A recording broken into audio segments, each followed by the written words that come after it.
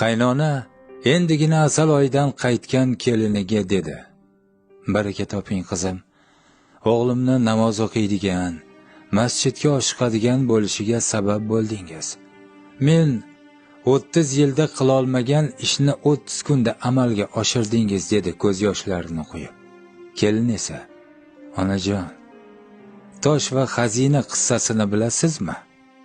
Bir zamonlar kattakon xarsang tosh bo'lib, u yo'lni o'rtasida turar, yo'lovchilarning yo'lini to'sar ekan.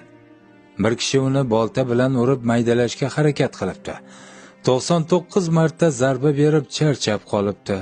Kuchi yetmabdi.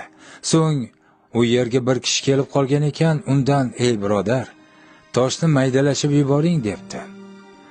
Yo'lovchi rozi bo'lib toshni qattiq urgan ekan, bir martadayoq bo'linib ketibdi.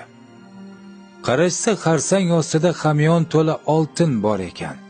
Bu ikki kishi uni talashib qolishibdi. Yo'lovchi: "Mening zarbam bilan tosh bo'lindi, xazina meniki", debdi.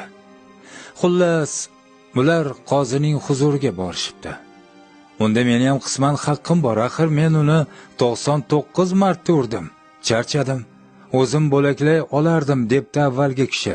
"Yo'q, bunda haqqingiz yo'q, toshni men sindirdim, xazinaning hammasi meniki", debdi ikkinchi kishi. Qozi: "Siz toshni 99 marta urganingiz uchun 99 qismi sizga, bir hissasi esa bo'lganingiz uchun sizga", debdi ikkinchi kishiga. Agar birinchi kishining 99 ta zarbasi bo'lmaganda edi, 100-chi martada tosh bo'linmasdi. Ona 30 yil harakat qilib o'g'liga namoz o'qita olmadi. Kelinining ta'sirida 30 kunda namoz o'qiydigan bo'lganidan quvondi. Kelinning go'zal axloqini qarangki, natijani o'z mehnati deb emas, Mushtipar onaning yillar davomida chekkan zahmati besamar ketmaganini e'tirof etib, qaynonasini quvontirdi. Hayotda kimningdir mashaqqati evaziga oson obro' qozonadiganlar kam emas.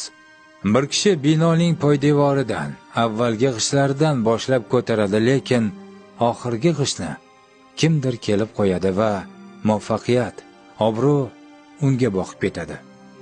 Lekin Alloh barchaning amaliy niyatini biladi.